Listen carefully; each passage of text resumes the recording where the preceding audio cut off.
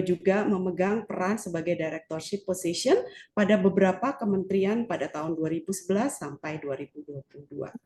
Oke, demikian sedikit paparan tentang CV beliau. Saya persilahkan Bapak Leroy untuk memimpin kita dalam sesi yang kedua. Silakan Pak. Terima kasih Ibu Dr. Cynthia memperkenankan saya memoderatori sesi pembicara utama kedua untuk hari ini.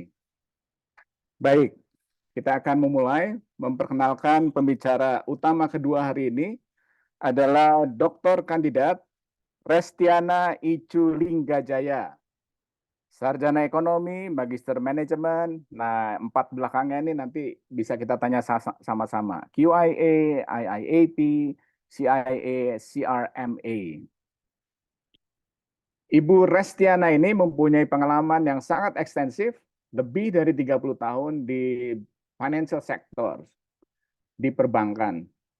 Beliau memulai karirnya bersama-sama dengan foreign banks institution, tepatnya di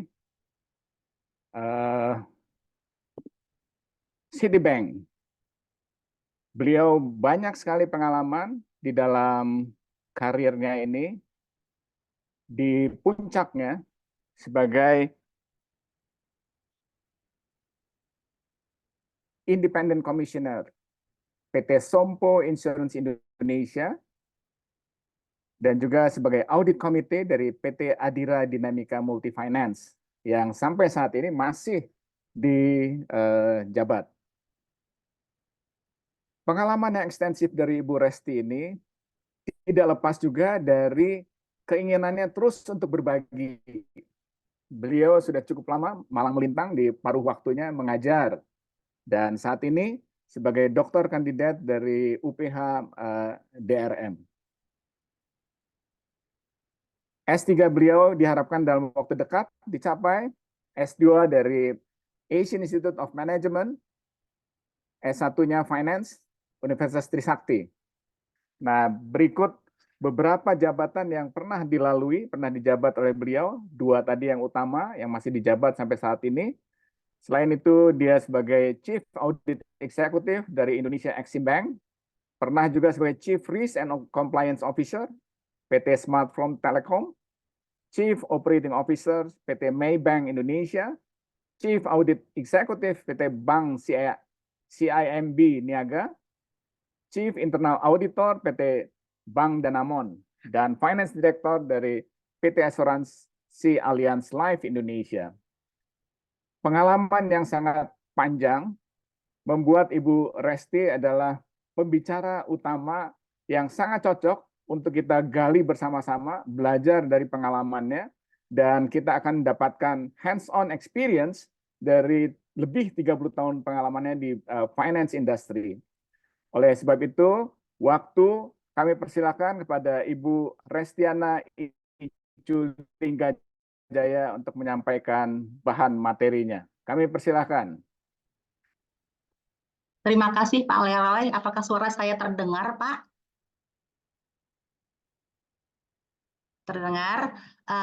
Izin saya untuk share screen dulu ya Pak ya. Silakan.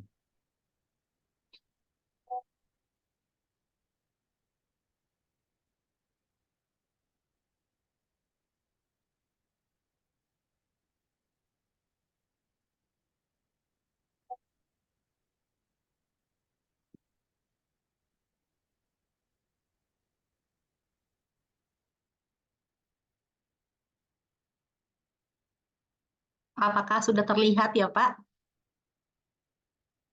Sudah terlihat jelas, Bu Resti. Oke, selamat pagi, terutama untuk Profesor Juniati Gunawan PhD yang baru saja memberikan paparan. Selamat pagi kepada Bapak Dr. Honorari Jonathan Parapak yang kami kasihi, Profesor Gracia Sinta Ubud yang kami hormati, dan Bapak Ibu semua peserta konferensi NCBMA pada siang hari ini yang sangat berbahagia dan saya hormati. Puji syukur kehadirat Tuhan Yang Maha Kuasa memberikan saya kesempatan yang berharga untuk membagikan sharing Semoga kita semua mendapatkan manfaat dari diskusi yang ada. Sustainability untuk financial sector yang akan saya sharing pada hari ini, saya bagi dalam 3 bagian. Yang pertama adalah peraturan, dari segi peraturan dari POJK yang mendukung untuk sustainability di sektor jasa keuangan. Yang kedua adalah pengalaman sebagai komite audit di Adira Finance, mulai dari visi, misi, objektif Adira Finance sampai kepada struktur, proses, dan praktek keberlanjutan, dengan juga challenges dan opportunities yang kami hadapi. Dan last but not least, pengalaman di perbankan, di CIMB Niaga, dan juga di Maybank, setelah adanya POJK sustainability ini ya. Mungkin kita bisa berdiskusi, karena dari segi peraturan itu sangat baik ya, tetapi di lapangan challenges apa yang dihadapi, opportunities apa yang dihadapi, sehingga dari seminar pada hari ini kita semua dapat mendapatkan manfaat. Bagaimana kita semua bisa menjadi ambasador yang membagikan ya, banyak di antara kita adalah dosen-dosen dan juga peneliti yang bisa membagikan sustainability mindset ya, menularkan sustainability mindset kepada anak didik kita, kepada sekeliling kita ya. Izinkan saya untuk memulai presentasi saya yang pertama. Basically untuk sustainability dari OJK dimulai dari POJK 51 tahun 2017, di mana OJK meminta adanya setiap lembaga jasa keuangan, setiap emiten, setiap public company untuk mempublish, untuk menerbitkan ya rencana aksi keuangan berkelanjutan atau dikatakan Sustainable Finance Action Plan yang harus di-approve oleh seluruh member dari Board of Commissioners, dan juga sustainability report itu harus dilaporkan kepada OJK dan juga harus dilampirkan dalam annual report yang ada ya. Namun belum terdapat adanya OJK regulations yang mendukung terhadap detail dari praktek sustainability ini ya. Kalau ini dari saya pribadi, kalau kita compare dengan sustainability dengan digitalization, OJK telah menerbitkan ya, OJK menerbitkan digital maturity dengan clear metrics, dengan clear checklist ya, sehingga seluruh pelaku industri itu diharuskan melakukan self assessment dan ada skornya. Jadi ada 94, jadi ada 8 besar domain besar dan sampai dengan 94 subdomain, di mana masing-masing daripada subdomain tersebut harus dinyatakan timeline-nya kapan, targetnya apa, PIC-nya siapa, ya, dan kemudian dilakukan self assessment dari target dengan actual. Jadi kalau dari saya pribadi, ini sustainability masih banyak PR-nya, masih banyak kesempatan untuk bisa lebih baik lagi. Kemudian dari segi peraturan, ini agak sedikit ini ya. Nah, sebentar. Ya, jadi yang harus disampaikan adalah sustainability plan dan work program untuk 1 tahun dan 5 tahun secara general. Jadi tidak ada secara sangat detail ya, belum berupa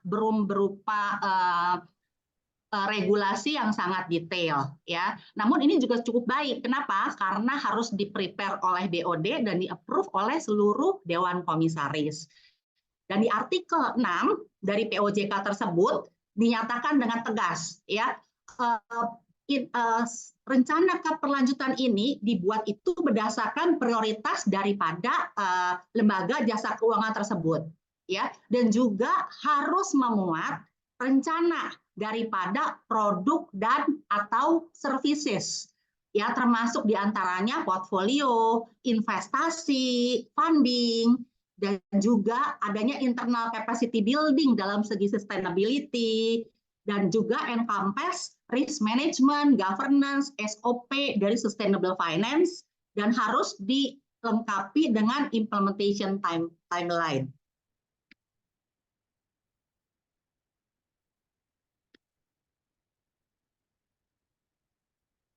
Ini saya minta bantuan ya. Laptop saya hang, apa bisa dibantu ya dari seksi acara ya?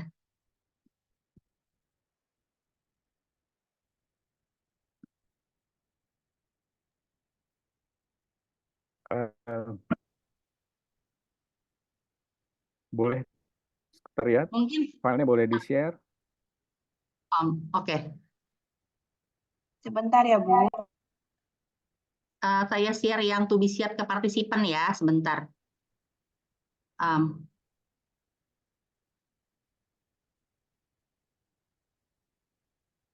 Ya, to be shared yang to be distributed aja yang ini. Nah, terima kasih Pak Leroy. Sudah ya Pak? Ya, ini dari tim sekretariat.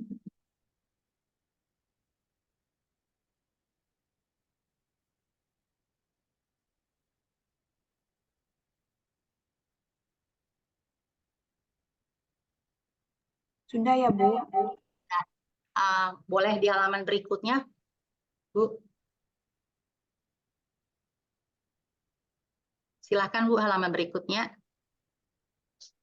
Nah, dimulai dari visi.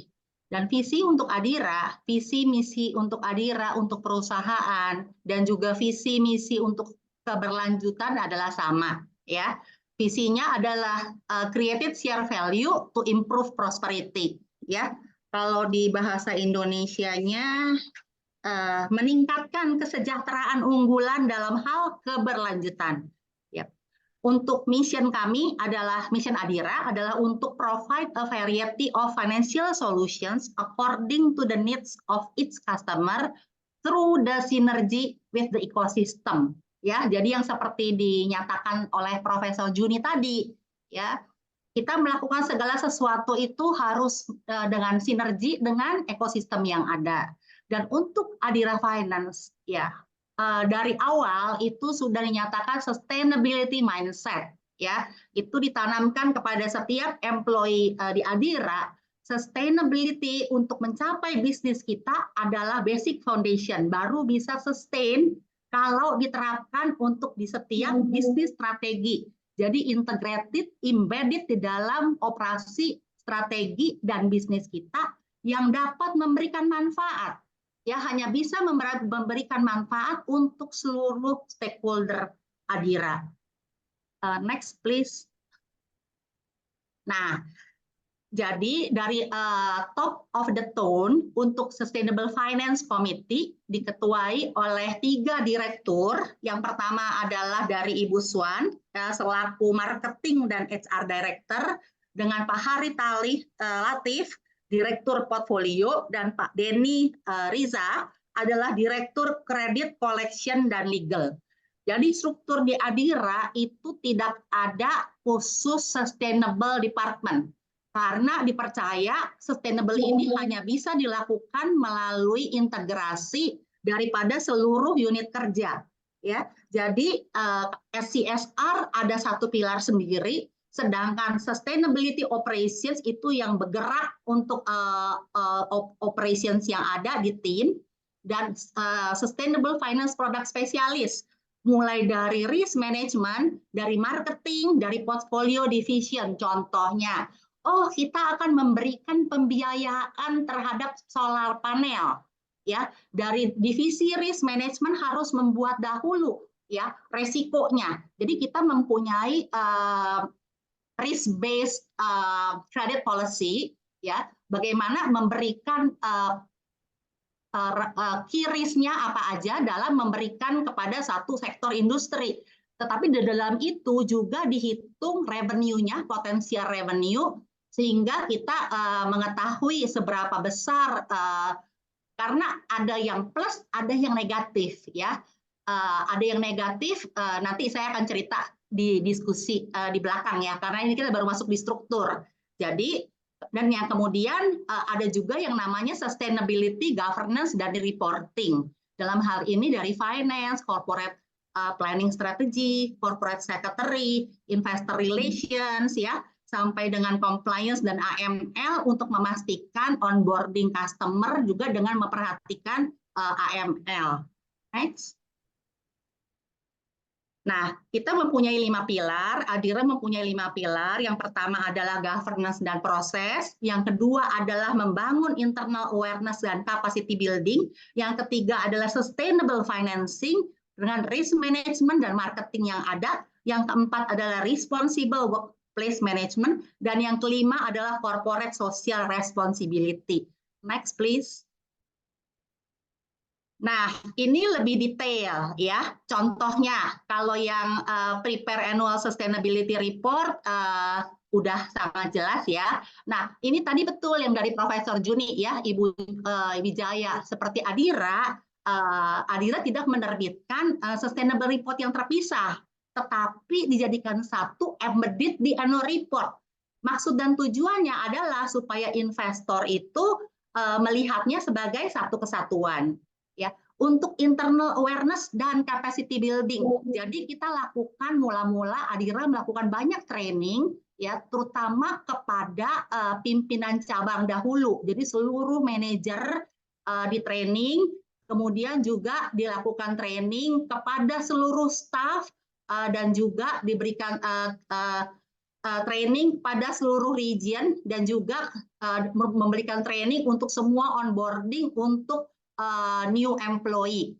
Dan yang pilar yang ketiga adalah sustainable financing, di mana dalam seluruh policy dan seluruh financing untuk sustainable financing itu dibuat. Jadi Adira sudah memiliki ya sustainable finance policy dan juga prosedur untuk apa?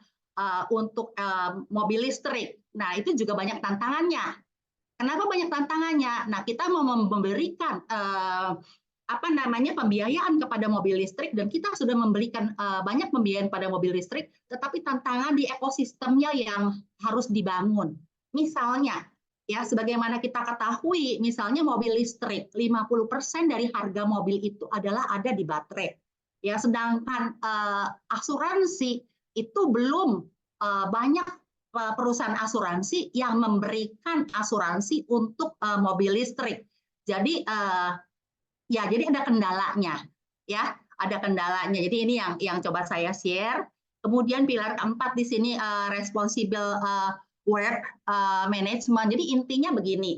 Apapun yang Adira bisa lakukan untuk responsible work management secara sustainable. Contohnya, untuk seluruh gedung Adira semuanya sudah dengan solar panel. Untuk seluruh gedung Adira dan juga bukan gedung Adira, electricity dan lain-lain itu semua dimonitor, dan kita melakukan lomba. Kita melakukan lomba untuk seluruh region dan seluruh cabang.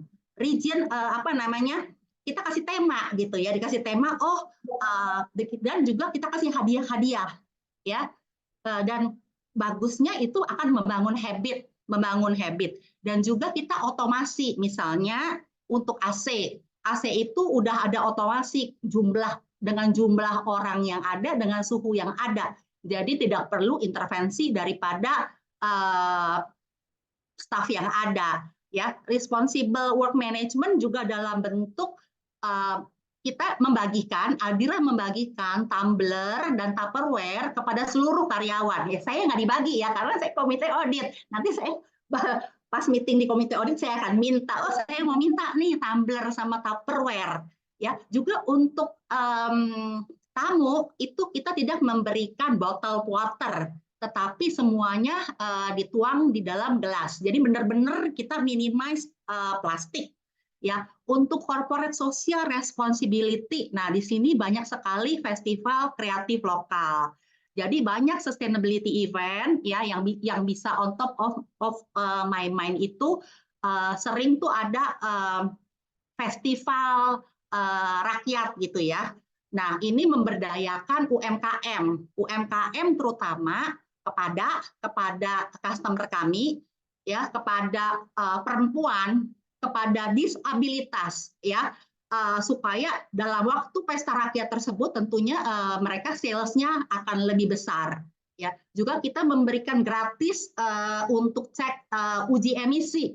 Ya, kita juga banyak memberikan program-program, tapi ini bukan masuk di CSR ya, tapi lebih program bundling itu untuk misalnya untuk Hari Kartini. Kalau ada Hari Kartini untuk para wanita itu diberikan subsidi DP dan subsidi bunga berupa program dalam jangka waktu tertentu. Demikian juga untuk mobil listrik, motor listrik, dan sepeda listrik. Next, please. Nah, ini detailnya mungkin saya nggak bahas satu persatu, ya. Saya skip halaman ini ya, 8, 9, 10, 11, supaya bisa diskusi yang lain. Mungkin ini jadi flavor ya, jadi kita sedapat mungkin kita mengadop GRI, ya. Walaupun tentunya masih bisa lebih diperbaiki ya, masih bisa lebih diperbaiki. Next, please. Ya, seperti untuk internal capacity development, di sini dikatakan untuk gender equality, untuk decent work and economic growth. Jadi ya, kami prinsipnya, Adira prinsipnya adalah inklusivitas.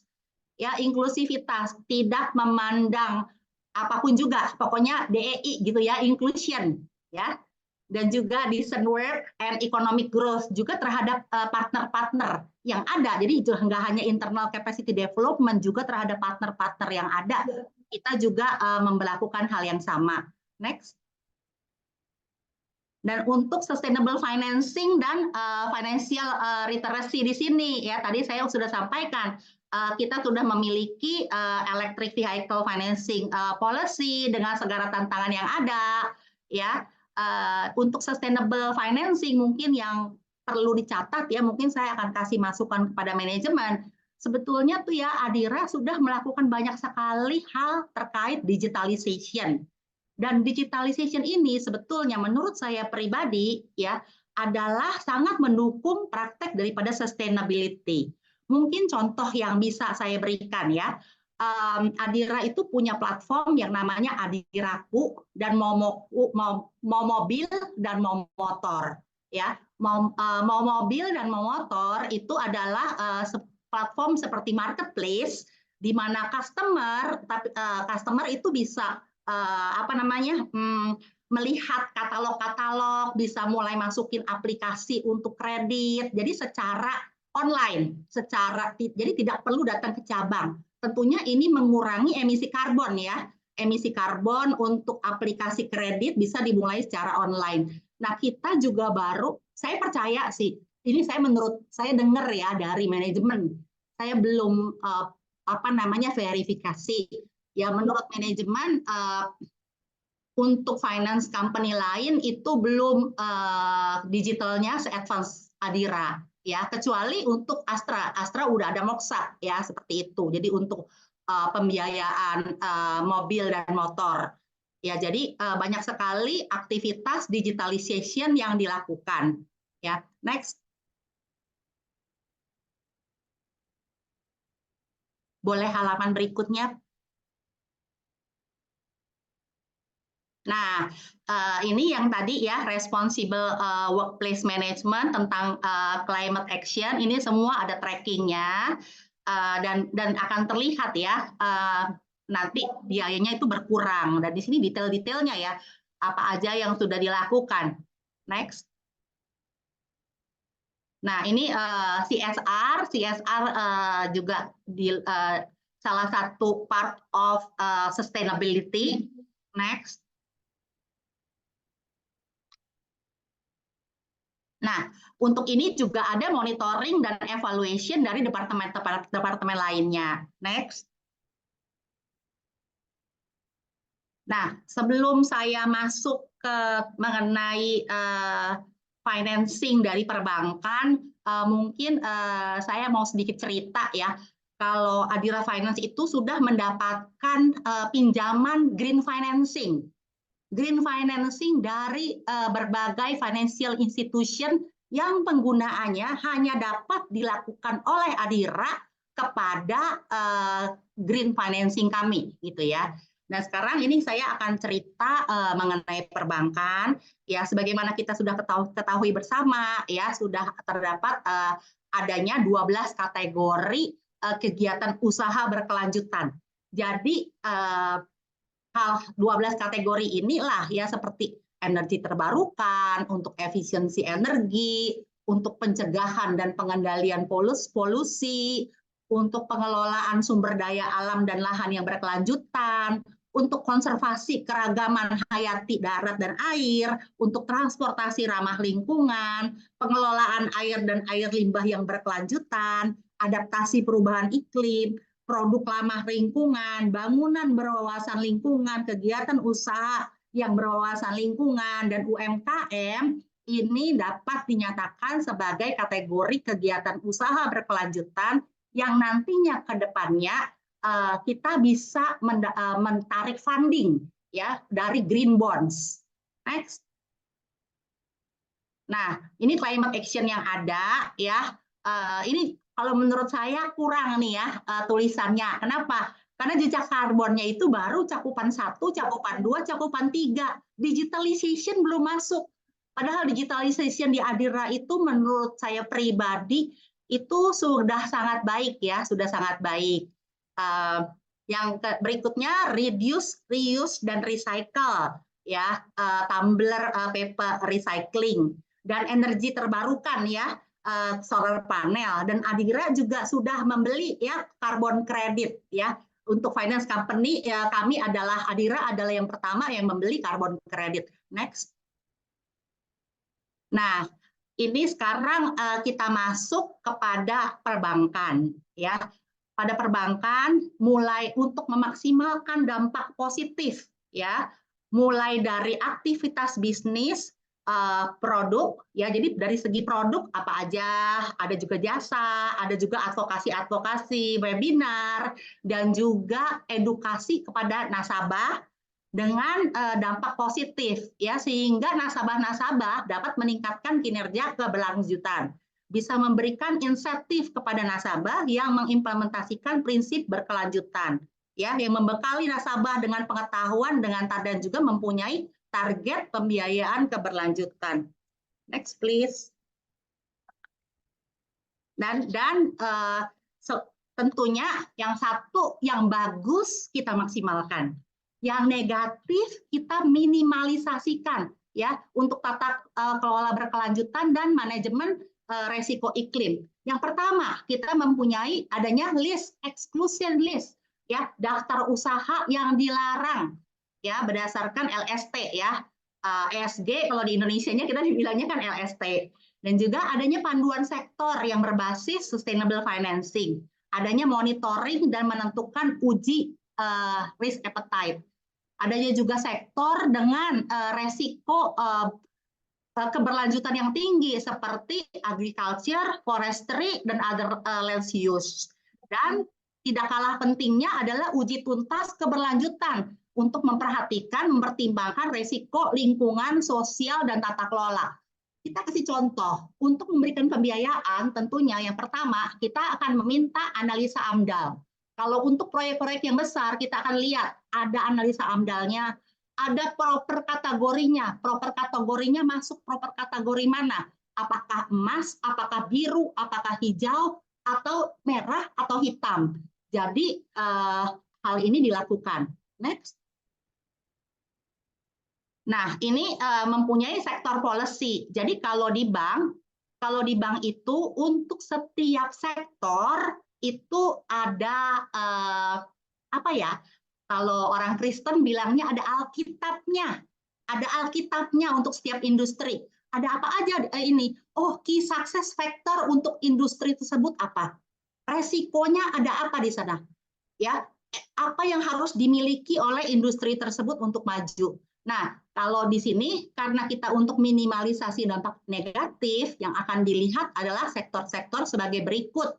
Tentunya persyaratan yang ada itu ada, ya. Karena sekarang kita sudah ada sustainability, Jadi ada persyaratan keberlanjutan minimum yang harus dipenuhi oleh calon nasabah. Next. Ya, ini uji. Jadi pertama kayak checklist gitu kan, kayak checklist nomor 1. Ada masuk ke sini nggak ada, oke ya. Ada uji tuntas keberlanjutan, oh ada isu lingkungan yang ditemui nggak, tidak ada. Ada isu sosial ditemui nggak, tidak ada. Sudah memenuhi belum panduan sektornya, ya. Dan juga ada nanti dibuatkan rating keuangan keberlanjutan. Next. Nah, ini OJK sudah menerbitkan ya ekosistem dari sustainable finance di Indonesia, ya. Mulai dari awareness, dari kebijakan. Sebenarnya dari kebijakan itu push dari OJK supaya pelaku industri melakukan. Tapi yang seperti tadi juga dinyatakan oleh Profesor Juni, ya saya pribadi juga merasakan sudah banyak yang dilakukan oleh OJK, tapi masih bisa ditingkatkan. Kenapa? Contoh yang gampang yang tadi saya share, untuk digital itu sudah sangat lebih advance, padahal sustainability itu mulai dari tahun 2017, sedangkan digital itu baru mulai tahun 2020 gitu ya. Digitalnya itu udah sampai sekarang digital maturity ya, kita sudah saya sendiri di luar itu sebagai konsultan untuk digital maturity, memberikan training, melatih bagaimana para banker melakukan assessment ya untuk melakukan digital maturity sampai sedalam itu, sampai ke dalam 94 subdomain, masing-masingnya itu harus ada nilainya gitu. Masing-masing item itu jelas. Nah, di sini itu belum ada ya. Ini mungkin saya nggak bahas supaya kita bisa berdiskusi ya. Mungkin ada slide berikutnya ya, terakhir deh.